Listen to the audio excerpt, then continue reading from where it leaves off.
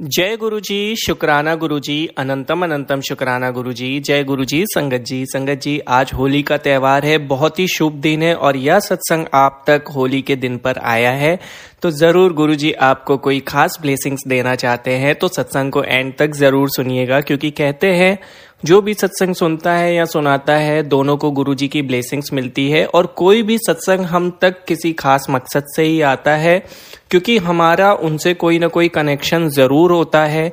जिस भी चीज के बारे में हम सोच रहे होते हैं अक्सर आपने देखा होगा उसी टॉपिक से रिलेटेड सत्संग हम तक आते हैं।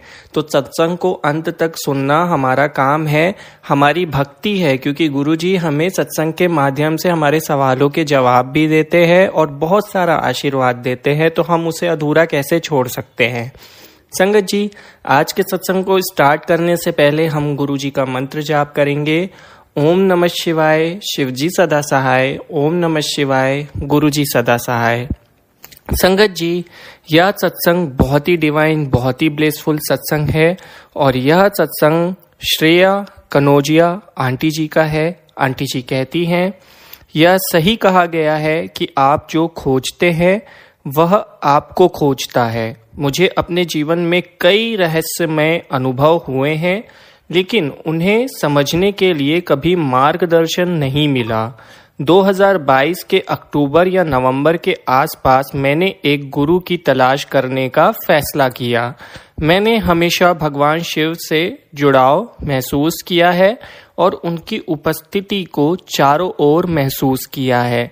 इसलिए मैंने फैसला किया कि भगवान शिव ही मेरे गुरु हैं। इसके बाद मई 2023 में मैं पहली बार बड़े मंदिर गई और हर हफ्ते नियमित हो गया।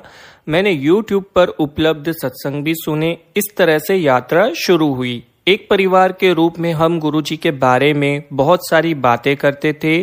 एक महीने बाद हम कई नई कार खरीदने के लिए बाजार आए। मैंने कहा कि हमने जो नई कार खरीदी है उसे लेकर डुगरी जाएं। 3 दिनों के भीतर हमारे पास एक बिल्कुल नई टॉप मॉडल कार थी, वह भी उचित मूल्य पर सीधे निर्माण इकाई से हमारे घर तक पहुंचाई गई। यह उनकी कृपा का हमारा पहला स्वाद था। मैं अपने कमरे में स्थापित करने के लिए गुरुजी के एक विशेष स्वरूप की तलाश कर रही थी। मुझे वह स्वरूप पसंद आया जो हम बड़े मंदिर में देखते हैं, जिसमें उनके 3 चेहरे हैं। एक हाथ उनकी बाईं आंख पर रखा हुआ है। मैं भक्तों द्वारा पहने जाने वाले कंगन भी पसंद करती थी। हाल ही में जब मैं सत्संग में गई तो मुझे दोनों मिल गए।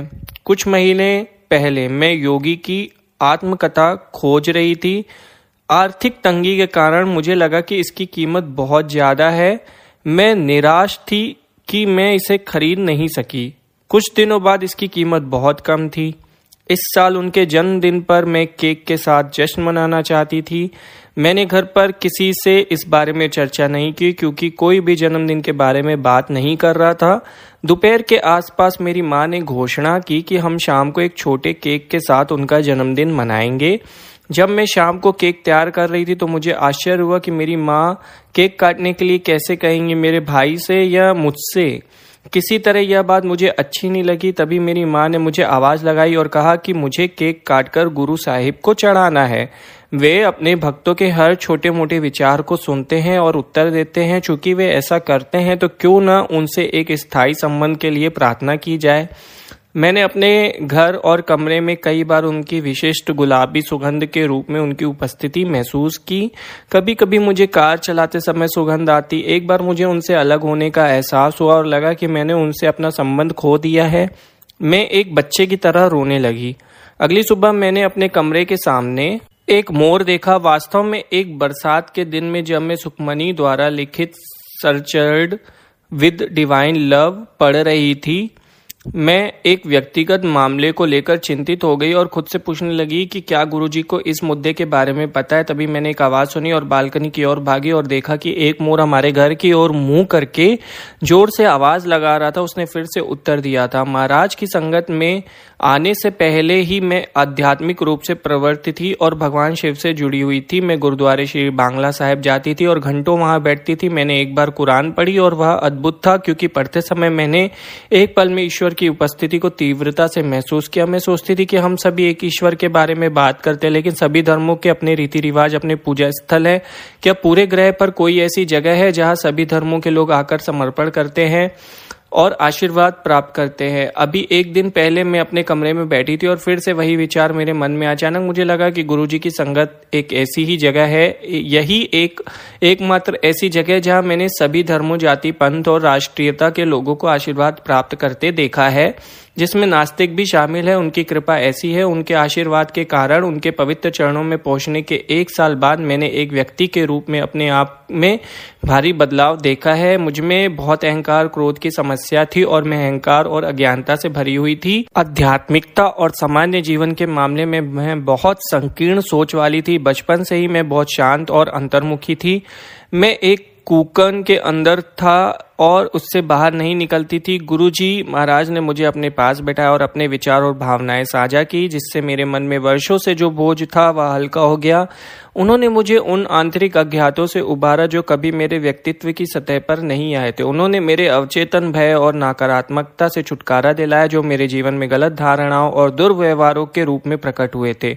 उन्होंने मुझे आत्मविश्वासी बनाया, मुझे खुद के लिए बोलना सिखाया और मुझे आत्मसम्मान और आत्ममूल्य दिया। उन्होंने मेरी समझ को व्यापक बनाया। उन्होंने मुझे ध्यान करना सिखाया।